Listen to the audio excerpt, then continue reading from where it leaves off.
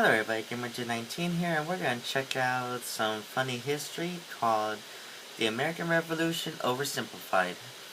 So let's check it out, shall we? And it's also by channel Oversimplified. So let's see. Beginning with what looks like the king and queen. And 3, 2, 1... Holy smokes! Christopher Columbus, that is no way to address the King and Queen of Spain. What is wrong with you? Okay, so you know how we're looking for a new trade route to India, right? Right. And the earth is round, right? Right. So I'm thinking we can just sail the other way around the planet, right? Yeah. So I set sail, right? Mm-hmm. And I reach India, right? Right. Wrong. Wrong. I did not reach India. I did not. Alright, no, alright, get to the point. Did you know? There's a whole nother freaking continent out there. Okay, and you think I should care about this? Why? Oh, I'm sorry. Did I forget to mention there's gold everywhere? Gold? Columbus landed in Central America in October 1492, and he had the time of his life. And by that I mean he went on a huge theft and murder spree. He stole gold, jewelry, people, and a hammock. And then he returned to show off all of his riches, including a few previously undiscovered items, such as tobacco, the pineapple, turkeys, and a hammock. Now I know what you're thinking, but oversimplified, Columbus didn't discover America, the Vikings did. And you'd be partially right. In the 11th century, Leif Erikson was the first European to land in America. But hey, if you love Vikings so much, then why don't you check out today's sponsor? Vikings War. And yeah, you know, the first time I heard this name, it was actually from a show on SpongeBob, and I thought that was a fictional person. Where was I? Oh yeah, Columbus, time of his life, hammock. And suddenly the race was on to explore and conquer the New World. After a couple centuries of warring with the natives and each other, the European powers had claimed quite a lot of land, including this area, which both the English and the French claimed as theirs. One day the French said, "I'm going to build some forts along here," and the English were like, "Could you not?" And the French said, "Sorry, but no, I could not." And they went ahead and built their forts, which pissed off the English, so they sent an up-and-coming British lieutenant colonel by the name of George Washington with a combined force of British troops and Native Americans. After a short battle, the French commander said, all right, we surrender." "Okay, boys, pack it up. They're surrendered." Oh, sorry, was I not meant to split his head open with the tomahawk? Don't worry, it's not like this will start a 7-year-long major global conflict. And what happened next was a 7-year-long major global conflict, which Great Britain won. At the peace negotiations, Spain gave up Florida, while France gave up all of its territories in North America. But Britain's victory came at a cost, a £60 million cost. They were now broke, in a lot of debt, and had to come up with some way to repay it. So they went to the colonies and said, okay, listen up. So a huge part of the war was spent protecting you from the French, and now we have no money because of it. So... I'm not sure what you're saying here. Okay, so we spent a lot of money protecting you from the French, right? Right. And now we're broke. That certainly is a pickle. Listen to me.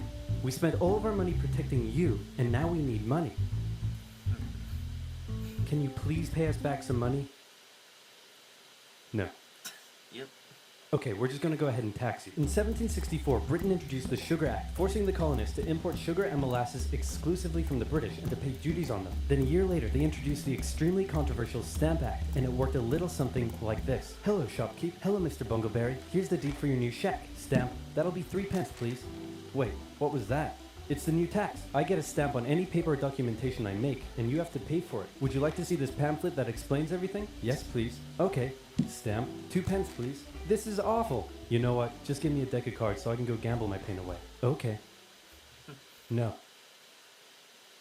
Don't do it. Stamp. Damn. Obviously, the colonists were like, hey, my dudes, this new tax legislation right here, this is BS. Until now, they had enjoyed relative freedom to rule themselves, and now suddenly Britain was asserting its control. They were especially unhappy because they didn't have any representatives in the parliament that was levying taxes on them. So they protested. Orators gave fiery speeches. British goods were boycotted, and anyone loyal to the British found themselves increasingly harassed. The whole thing actually began to take quite a toll on British business, and after just a couple years, the British were forced to repeal the Stamp Act. But we still desperately need money. What should we do? We could try taxing the colonies. Great idea. Wait, didn't we literally just try that and it failed miserably? Man, look at me. I look fabulous. Have you ever seen such a handsome boy? No siree, Georgie. No way. You're the handsomest, smartest, most popular king that ever lived, and everybody likes you. You're doing such a good job. Your Majesty? Oh, you're still here. Get the hell out. So in 1766, the British made a declaration saying, we can do what we want because we're in charge and you can all go suck it. Then they levied a whole bunch of new taxes on the Americans via import duties. Glass? There's a tax for that. Lead? There's a tax for that. Paper? Tea? Oil? There's a tax for that. And once again, the Americans boycotted British goods, British business felt the pinch, and the British had to back down. Alright, this is ridiculous. They're my colonies and I have to be able to assert my control. Repeal all the new taxes except for the one on tea. Also send 1,000 troops to Boston to take control. Oh, and make the colonists pay for them. And as British troops arrived, the tension in Boston was palpable. You could cut it with a knife, and it was all about to come to a head. On March 5th, a band of local patriots began heckling a British guard at the customs house. More and more Americans joined in the heckling, while more British troops turned up in support of their comrade. Snowballs were thrown at the British. The snowballs turned to rocks, the rocks to oyster shells. The soldiers, outnumbered, panicked. One thing leads to another, and you can see where this is going. 5 civilians were killed. The Patriot press throughout the colonies declared the Boston Massacre an unwarranted crime committed against the people of Boston by the cruel British, and the anger continued to grow. A British revenue schooner that ran aground in Rhode Island was burned by the locals. When it came to light that the governor of Massachusetts supported the suppression of the colonists, his house was burned by the locals. And next, the colonists would set their sights on the remaining tax on tea. On December 16, 1773, a band of patriots known as the Sons of Liberty, disguised themselves as Native Americans, marched down to Boston Harbor, boarded a British merchant ship loaded with tea, and in front of thousands of spectators, threw nearly 10,000 pounds worth of tea overboard. The British were disgusted, and they punished Massachusetts with a vengeance. They dissolved its General Assembly, revoked their charter, and sent 3,000 more troops to occupy the city, meaning Boston and Massachusetts were now essentially under the direct rule of Great Britain. Yep. And oh boy, were the people pissed. The other colonies saw what was happening and worried they might be next. So they called a brain trust to decide what to do. 56 delegates from 12 colonies gathered and met in Philadelphia at the First Continental Congress, and the roll call read like a who's who of America. Real quick, there was one other act the British had passed back then was called, what was it called? I remember, I forgot the name of it, but I think it was like called the House Act, and in which the colonists household was forced to house a soldier onto their property for quite some time, and it was a big bother because you wouldn't want a soldier, let alone a stranger, be living in your house, and you have to provide for them for quite a while, and especially if you want to be talking about something with your family and you don't want the British soldier to know about it. So that was one of the other issues that they argued. So anyways, back to the thing. America's finest thinkers. I'm talking lawyers extraordinaire Johnny A. and Johnny J, experienced military commander George Washington, businessman and future alcoholic beverage Samuel Adams, fiery orator Patty H, guy who married a rich lady, Big J. Dickinson. And while they weren't present at the first Congress, soon names like James Madison, Benjamin Franklin, Thomas Jefferson, and much later Alexander Hamilton would all serve time in the Continental Congress. The question now, though, was what to do about the British. After much bitter debate and disagreement, they eventually agreed on an amazing solution. They would simply ask the British to stop. Can you stop? No, it didn't work. Okay, then tell the local militias to start arming and be ready at a minute's notice. And across the colonies, these Minutemen stood ready for the beginning of the American Revolutionary War. Now, having your colonies in open rebellion is one thing. Once they start arming themselves, that's when it really hits the fan. So British General Thomas Gage ordered 700 troops from Boston out into the rebel-controlled Massachusetts countryside to destroy stores of arms and ammunition held by the rebels in Concord. The British set out in the middle of the night. Patriots including Paul Revere rode ahead to warn that the British were coming, giving the rebels time to prepare. The two sides met in Lexington as the sun began to rise. They faced off against each other, and in the confusion, somebody shot first. The shot heard around the world marked the beginning of the American War of Independence.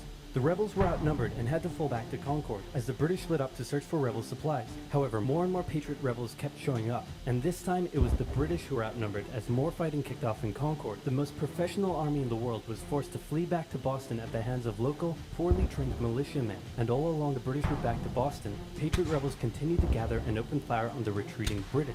When the British reached Boston, the rebel militias surrounded them. Boston and the British were now under siege as small land and naval skirmishes continued around the city. And the British would suffer another embarrassing blow, this time in upstate New York. Colonel Benedict Arnold concocted a plan to take the British stronghold Fort Ticonderoga, which held a large amount of guns and ammunition. He set off towards the fort alone, hoping to recruit men along the way, when he came across the Green Mountain Boys, led by Ethan Allen, who, as it turned out, had the exact same plan he did. So they decided to work together. But I'm in charge. No, I'm in charge. No, I'm in charge. No, I'm in charge. No, I'm in charge. No, I'm in charge. No, I'm in charge. This went on for some time, until the Green Mountain Boys threatened to go home, and Arnold had to concede. The group raided the fort at night while the Redcoats were asleep, and they caught them completely by surprise, taking the fort and all of its munitions with almost no resistance. Wow, great job, Ethan. Very impressive. By the way, what happened to that other guy we sent to take the fort? Who? Benedict Arnold. Never heard of him. Ouch. What the fuck? Nobody knew what was going on. The colonies were in open rebellion, and for now, they even seemed to be winning. So King George fired General Gage, replaced him with General William Howe, and ordered the rebellion to be put down immediately. Okay, the British are definitely going to retaliate for all of this, so we should probably put together a proper army. First, we need to pick a commander-in-chief, and I think we can all agree that that job should go to the man, the myth, the legend, George Washington. My friends, I am humbled and honored that you would consider me for such an important role. I did not expect for this. All right, you've been showing up in a military uniform every day for the last 10 months. We all know you wanted this, so cut the crap, George. Dude. Uncool. So Washington began his journey up to Boston to take command of the newly established Continental Army, just as the British made their first major attempt to break the siege. They made plans to take the high ground on Bunker Hill, but spies warned the Continentals of the British plans, so they fortified Bunker Hill and set up defensive positions on nearby Breed's Hill. The day of the battle came, and as the British advanced, a barrage of Continental gunfire was opened up on them. Twice they tried to climb the hill, twice they were pushed back. The battle lasted 3 hours until the Continentals finally ran out of ammunition and had to retreat, allowing the British to take the hill. While technically a British victory, they suffered nearly 1,000 casualties to the Continentals' 400. The colonists showed the British that this wasn't just a rebellion, it was war, and they were ready for it. But one thing they weren't sure about was why they were fighting. While some radicals were starting to throw around the I word, most hoped to eventually repair their relationship with Great Britain. So they sent a letter to King George saying, "Hey man, looks like things aren't going your way. Remove the taxes and let's be friends? I'm gonna kick your ass." Send that to the colonies. Your Majesty, your handwriting is terrible. Are you sure? Just do it. What does it say? He's gonna lick my... Gross.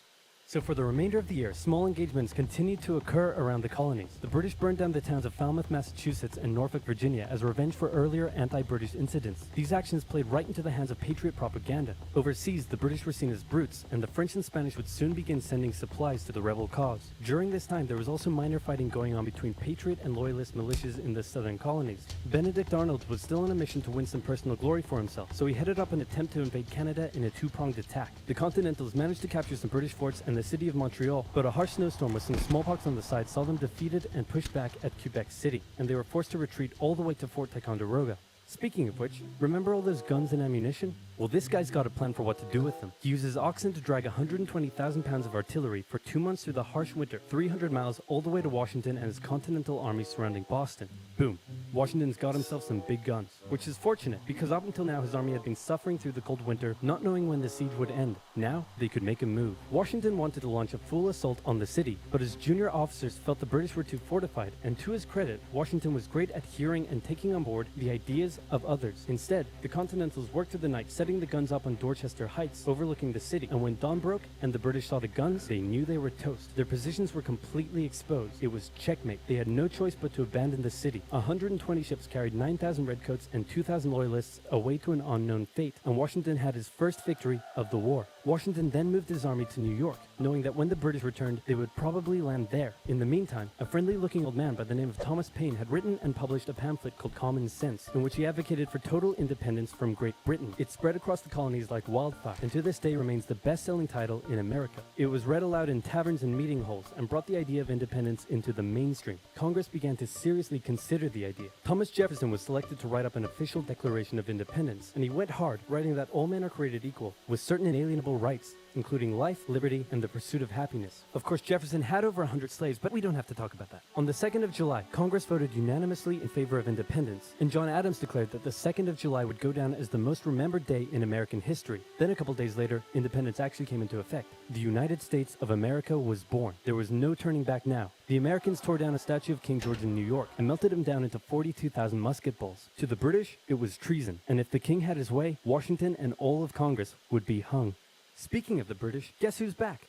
The king sent an intimidating force of 130 warships and 25,000 men to New York. Washington knew that taking on the most powerful military in the world wouldn't be easy. The British set up camp on Staten Island as the Americans dug into defensive positions around Brooklyn Heights, waiting for an attack to come. But the British just waited, wearing down their opponent's nerve while building their own strength. At one point, they launched a big scary artillery barrage and then said, you know, if I was you right now, I'd probably sue for peace. But Washington told them to shove it. The Americans kept holding out for what was coming, and when they finally hit, they hit hard. 15,000 British troops approached the American position, and the two sides fired on each other in massive rows. But what the Americans didn't realize was they were only fighting a decoy. The main British force was going around to flank the Americans from behind, and when they arrived, they inflicted heavy casualties. The Americans panicked and retreated back to Brooklyn Heights, where they then found themselves trapped between the British army and the river. It looked as though the war was already lost, but luckily, instead of attacking, the British decided to dig in for a siege, and then a thick fog set in, allowing Washington's army to escape across the river unimpeded. The British continued to chase and engage the Americans at Manhattan, and the Americans suffered defeat